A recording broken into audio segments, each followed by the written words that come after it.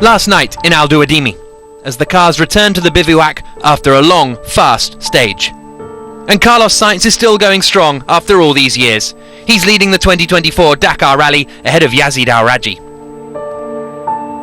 After a thrilling fight for the stage win yesterday, Sebastian Loeb is third overall, 4 minutes back from Sainz.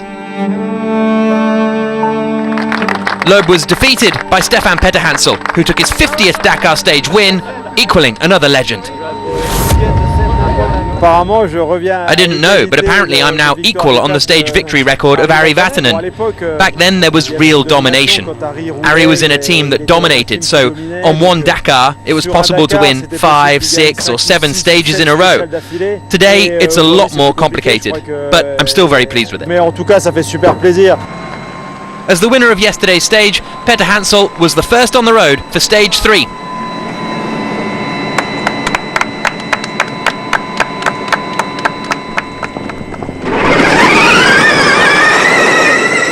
The electric power-trained Audi RS-Q e-tron 2 off the line.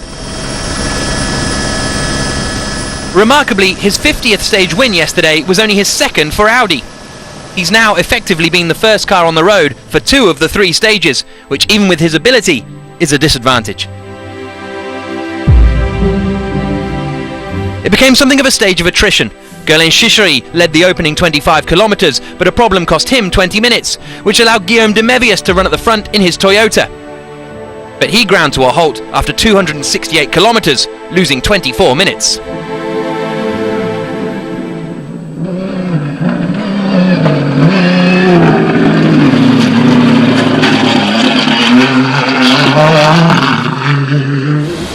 De Mévius had been battling for the lead with Romain Dumas in his Rebellion Racing Toyota. A World Endurance Champion and 2 overall wins at the Le Mans 24 Hours, the Frenchman was running 6th overall last year before breaking down. Today he led the stage briefly and ended up a creditable 5th. Simon Witz in his MD Optimus is entering his 5th Dakar, albeit only his 3rd in cars.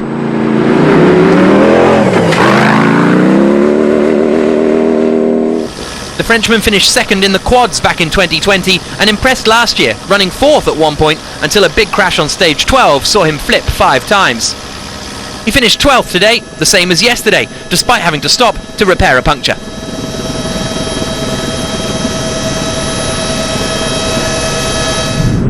His teammate Pascal Tomasa is in his 21st Dakar, but he has a new co-driver, Arnaud Brucy, for this year, and the two are yet to drive together. They were meant to test in Morocco, but Arnold forgot his passport, so he never made it. The pair finished 61st. Sebastian Loeb was 3rd overall, leaving Al Duadimi, and had good pace in the opening 100 kilometers. Both he and Alatia have proven there is undoubtedly pace in the pro-drive hunters. But then came his nemesis, punctures. He had 3. So ended up having to repair one of the tyres that he'd repaired already. He finished the stage in 20th, which dropped him from 3rd overall all the way down to 9th. It was a disgruntled Frenchman that returned to the service area.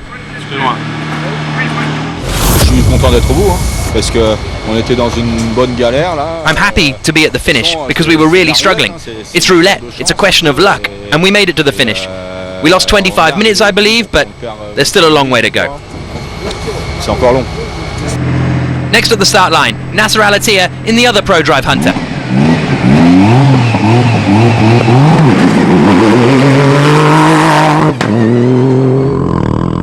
He's still learning the car and says he doesn't quite know the limit of it yet.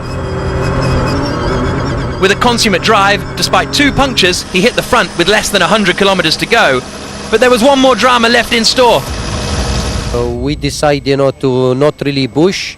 Last 100k, the last 30k, we have the 3rd puncture, but we decided, to continue because we don't have any tires, and a little bit damage in the left rear, but okay, we are here in the service, and now the mechanic fixed the cars, and I think we'll be okay, no problem.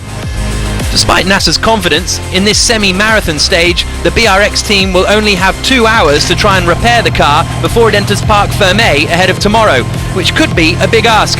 The mechanics got to work straight away, with no time to lose.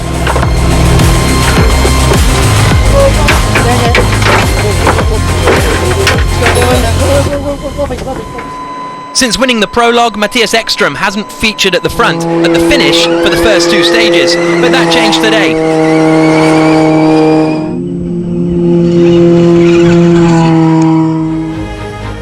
The Swede did lose time though, almost getting stuck in the treacherous dunes. He finished second, just 9 seconds off the lead. And that was despite having some of his rear bodywork ripped off as he passed through a section of trees. Lucas Moraes, meanwhile, was on the pace from the very first stage and was never more than 4 minutes off the leader, whoever that happened to be at the time. Like many of his competitors, he lost some time with a puncture, but crucially, he only had 1, unlike 3 for the ProDrive Hunter men. After the frustrations of yesterday and his daughter having recently been in hospital and now on the mend, the Toyota Gazoo racing man was understandably emotional at the finish.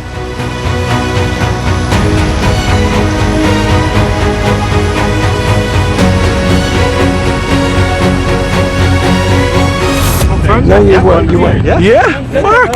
Yes! Well done. Thank you, man. This is we got the result or not? my daughter. Yeah, you won. Confirm.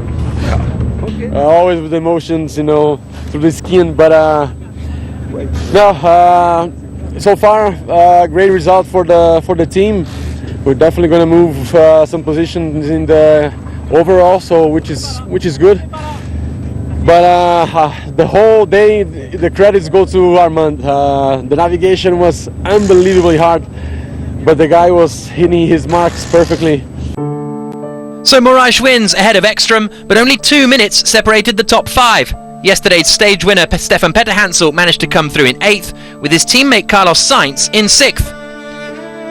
Which means that Yazid Al-Raji's 3rd place finish is enough to promote him into the lead of the Dakar for the first time in the Saudi driver's career.